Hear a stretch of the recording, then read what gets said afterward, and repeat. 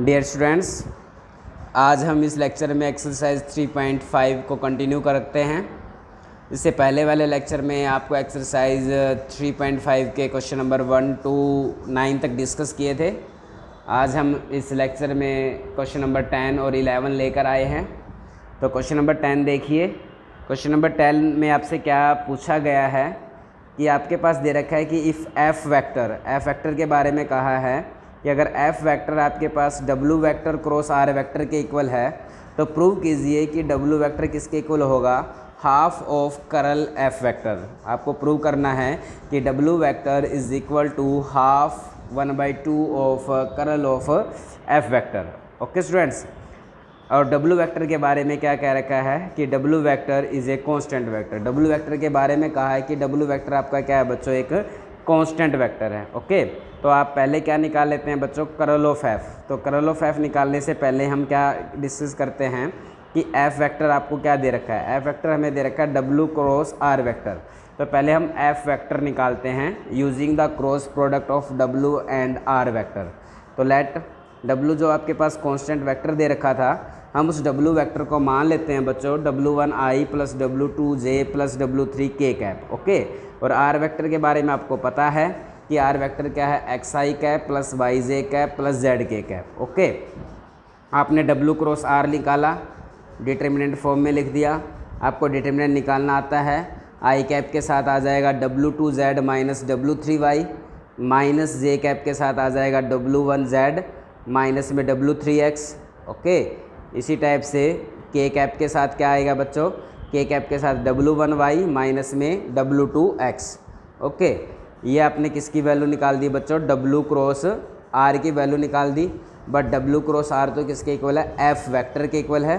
तो F vector is equal to W cross R, और W cross R की value ये है। ओके, अब हम इस F वेक्टर का क्या निकाल लेते हैं बच्चों, करल ऑफ एफ वेक्टर। इसके बारे में आपको पता है, आई कैप जे कैप के कैप डेल ऑपरेटर के कंपोनेंट आपको पता है, करली बाई करली एक्स, करली बाई करली वाई, करली बाई करली जेड। और एफ वेक्टर के कंपोनेंट आपको ये रहे, आई कैप के साथ है W2z माइनस W3y, और जे कैप के साथ है W3x माइनस W1z, और के कैप के साथ है W1y माइनस में W2x। बात समझ में आ गई। ये किसके इक्वल आ जाता है बच्चों, करल ऑफ एफ वेक्टर आ जाता है। ओके, इसको थोड़ा और आगे सिंप्लीफाई करते हैं। देखिए, तो आपके पास जो टर्म है आई कैप के साथ आया, curly by curly y of this term minus curly by curly z of that term, और माइनस जे कैप के साथ ये है और के कैप के साथ ये है। अब इनके पार्शियल डेरिवेटिव लेंगे बच्चों। जब आप इस टर्म का derivative with respect to y करेंगे तो W1y का derivative with respect to y करेंगे तो W1 आ जाएगा। ओके, W2x का derivative with respect to y करेंगे तो 0 आएगा। W3x का derivative with respect to z करेंगे तो 0, और माइनस W1z का डेरिवेटिव करेंगे विद रिस्पेक्ट टू z तो माइनस W1 आएगा। बट बाहर क्या है, माइनस है, तो इसलिए प्लस W1 आ जाएगा। क्लियर है, सिंपल पार्शियल डेरिवेटिव है। तो इसी टाइप से आपने माइनस जे कैप के साथ अंदर जो टर्म है उसके पार्शियल डेरिवेटिव कर दिए, और के कैप के साथ जो टर्म है उनका डेरिवेटिव कर दिया। ओके, डेरिवेटिव लेने के बाद आपने देखा कि W1 plus W1 2W1i cap आ जाता है, 2W2j कैप आ जाता है, 2W3k कैप आ जाता है। 2 कॉमन ले लेंगे। 2 कॉमन लेने के बाद आपके पास क्या बचेगा, W1i plus W2j plus W3k, but वो तो खुद W का वेक्टर है, तो ये क्या बचेगा, 2W वेक्टर। और W वेक्टर 2 को इधर ले आएंगे लेफ्ट हैंड साइड में, तो W vector is equal to half of curl of F vector. Okay, और आपसे पूछा भी यही गया था कि show that W vector is equal to half of curl of F vector आ जाए। क्लियर है students? Okay okay, now we discuss question number 11 here. आपसे क्वेश्चन नंबर 11 में पूछा क्या गया है कि show that curl of A cross R vector by R cube is equal to minus A vector by R cube plus 3r vector by R की power 5 A dot R आ जाए। Okay, तो इस क्वेश्चन को करने के लिए simple method apply करेंगे। पहले आप क्या निकालेंगे, ए क्रॉस आर निकालेंगे। पहले क्या निकालेंगे बच्चों, ए क्रॉस आर। फिर क्या करेंगे, इसकी ए क्रॉस आर निकालने के बाद पहले हम ए क्रॉस आर निकालेंगे फिर उसको जो a क्रॉस r आएगा उसको r क्यूब से डिवाइड कर देंगे, या तो r क्यूब से डिवाइड कर लो या आप उसको ये समझ लो कि हम उसकी 1/r क्यूब से मल्टीप्लाई कर देंगे। ठीक है, ये काम करने के बाद फिर हम उसका क्या लेंगे बच्चों, करल, और उसको सिंप्लीफाई इस टाइप से करना है कि आफ्टर सिंप्लीफिकेशन ये वाली टर्म क्या हो जाए बच्चों, मैच हो जाए। टारगेट क्लियर है कि आपको क्या क्या स्टेप करने हैं। तो सबसे पहला स्टेप a क्रॉस r का करते हैं, जो आपने पहले भी कई बार किया है। तो a क्रॉस r करेंगे। a के बारे में पता है i cap, j cap, k cap, a vector पता है k cap x y z, i cap के साथ पता है क्या आएगा, डिटर्मिनेंट निकाल लिया। ठीक है, ये आपके पास आ जाता है बच्चों a क्रॉस r। क्लियर है? ओके, a क्रॉस r निकालने के बाद नेक्स्ट टाइम में क्या जरूरत थी आपको, 1/r क्यूब से मल्टीप्लाई करना था। तो a क्रॉस r/r क्यूब, तो सभी के नीचे हमने क्या कर दिया बच्चों, r क्यूब लिख दिया। ठीक है, बात क्लियर है यहाँ तक? अब इसका क्या लेना आपको, करल। अब आप क्या लेंगे, करल of a cross r/r cube, और इसको आपने डिटर्मिनेंट फॉर्म में लिख दिया। डिटर्मिनेंट फॉर्म में आपको लिखना आता है, i cap, j cap, k cap आ जाएंगे, डेल ऑपरेटर के कंपोनेंट आ जाएंगे, करली बाई करली x, करली बाई करली y, करली बाई करली z, और a क्रॉस r/r क्यूब के कंपोनेंट लिख देंगे, i कैप के साथ ये, j कैप के साथ ये, और k कैप के साथ ये।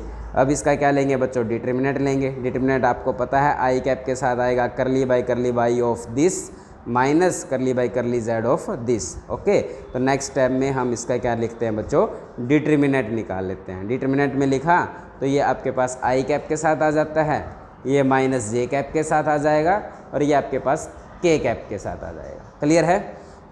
अब इसको सोल्व करने के लिए क्या करोगे बच्चों, पहले हम क्या करते हैं कि i कैप के साथ जो टर्म है उसको अच्छे से सोल्व कर लेते हैं, और j कैप और k कैप के साथ जो टर्म है उनको सिमिलर वे में लिख देंगे। तो ठीक है, तो सबसे पहले हम i कैप के साथ जो टर्म है उसको लेकर चल पड़ते हैं। i कैप के साथ जो टर्म है वो है करली बाई करली y of a1y minus a2x/r cube, minus में है करली by curly z of a3x minus a1z/r cube. Okay, अब हम इसका डेरिवेटिव करेंगे by using the product rule लगा लेते हैं। आप क्या कर लेते हैं कि जो a1y माइनस में a2x है इसको फर्स्ट टर्म मान लेते हैं। a1y माइनस में a2x इसको फर्स्ट टर्म माना, तो सेकंड टर्म क्या बची आपके पास, सेकंड टर्म बची 1/r क्यूब। ठीक है, 1/r क्यूब को छोड़कर बाकी जो टर्म उसको फर्स्ट मान लेते हैं, और 1/r क्यूब को सेकंड टर्म मान लेते हैं। अब सेकंड टर्म का डेरिवेटिव बताओ बच्चों, 1/r क्यूब का डेरिवेटिव क्या आएगा, -3 r की पावर -4 और करली r बाई करली y। समझ गए ना?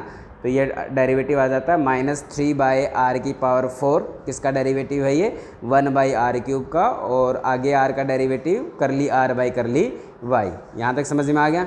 अब क्या करेंगे, second term same, second term तो आपने 1/r क्यूब को माना वो तो सेम होगी, और ये जो सर्कल में इसको फर्स्ट टर्म माना था, अब इसका derivative with respect to y देखोगे तो आपके पास क्या आएगा, a1 आ जाएगा। क्लियर है ना?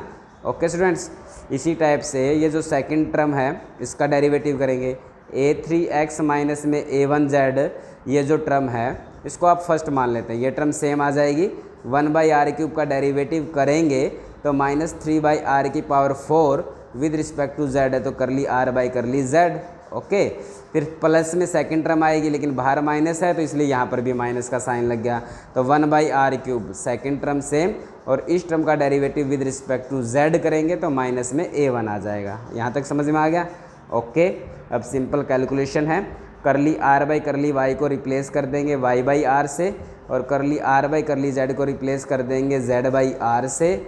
ओके, एक टर्म बनती है a1/r क्यूब, वो ये रही a1/r क्यूब, एक टर्म ये है और एक टर्म ये है, ये दोनों क्या हैं, a1/r क्यूब, माइनस माइनस यहाँ प्लस हो जाएगा, इसलिए यहाँ पर हमने लिख दिया 2a1/r क्यूब। बात समझ में आ गई ये भी?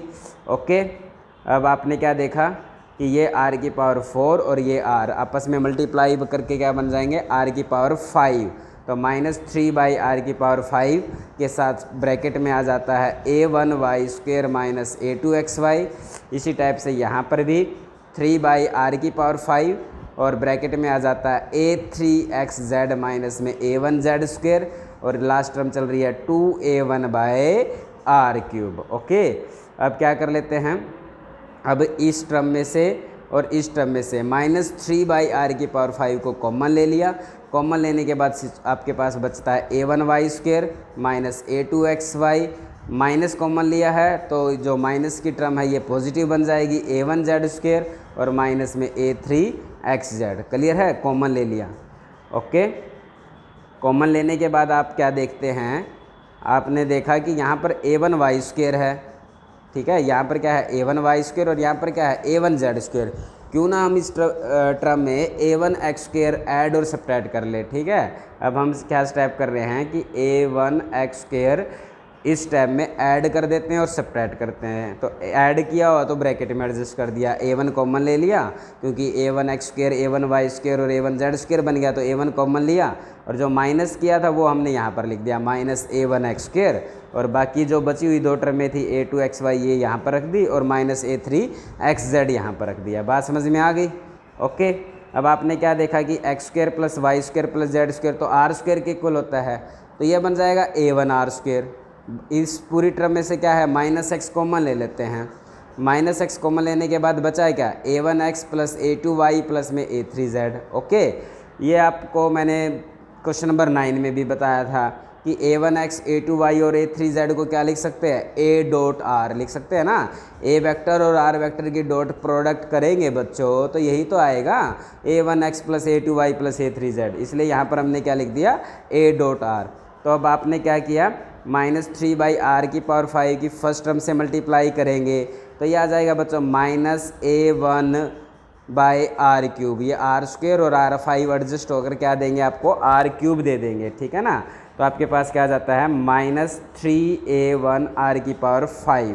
अब इसके साथ मल्टीप्लाई करेंगे तो माइनस माइनस तो प्लस हो जाएगा, 3x/r⁵ और a डॉट r आ जाएगा 2a1/r³ आ जाएगा। ठीक है, क्लियर है ना स्टूडेंट्स? ओके, फिर क्या करेंगे आपने देखा कि ये तो माइनस 3a1/r³ है, ये 2a1/r³ है, इन दोनों को आपस में सिंप्लीफाई करेंगे तो आपके पास क्या बचा माइनस a1/r³ और 3x/r⁵ a डॉट r। ठीक है, तो आपने क्या देखा कि i कैप के साथ जो टर्म थी जब हमने उसको सिंप्लीफाई किया तो आपके पास ये वाली टर्म आ जाती है। ठीक है, जब आप j कैप के साथ वाली टर्म को सिंप्लीफाई करेंगे तो आपको माइनस a1 था, a1 की बजाय तो क्या आ जाएगा a2। ठीक है, r³ पे कोई भी फ़र्क नहीं पड़ेगा, प्लस में फिर 3 है, x की बजाय क्या मिलेगा आपको y मिलेगा, फिर नीचे क्या है r⁵, इस पे कोई फ़र्क नहीं पड़ेगा, और a डॉट r है इस पे भी कोई फ़र्क नहीं पड़ेगा, यहाँ पर a डॉट r आ जाएगा। क्लियर है, तो क्या चेंजेस आ जाएंगे a1 की जगह पर तो a2 आ जाएगा और x की जगह पर क्या आ जाएगा बच्चों y आ जाएगा। इसी टाइप से जो k कैप के साथ टर्म है उसमें a1 की जगह पर a3 आ जाएगा और x की जगह पर क्या आ जाएगा बच्चों z आ जाएगा। क्लियर है?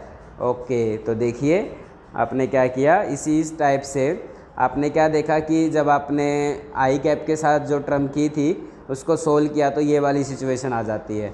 Similarly second and third term of one, equation number 1 में जो सेकंड और थर्ड टर्म है मीन जो j कैप और k कैप के साथ टर्म है वो क्या बन जाएंगी, ये j कैप के साथ टर्म है ये बन जाएगी बच्चों minus a2/r³ plus 3y/r⁵ a dot r। x को y से रिप्लेस कर दिया, a1 को a2 से।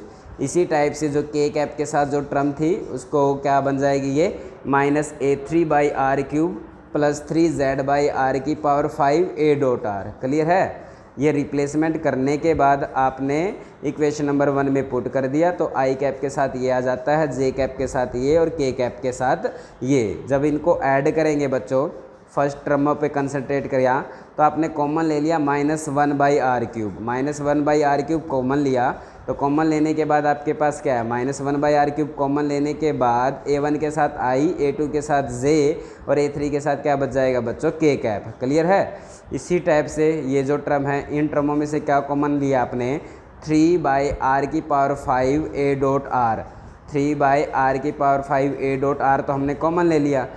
कॉमन लेने के बाद आपके पास क्या आएगा x के साथ i, y के साथ j और z के साथ क्या आ जाता है बच्चों k कैप आ जाता है। ठीक है ना, और xi plus yj plus zk cap इसको हम क्या लिख सकते हैं बच्चों r वेक्टर। तो हमने दिखा दिया कि curl of a cross r/r³ is equal to minus a/r³ plus 3/r⁵ a dot r into में r vector. Okay students, bye and take care.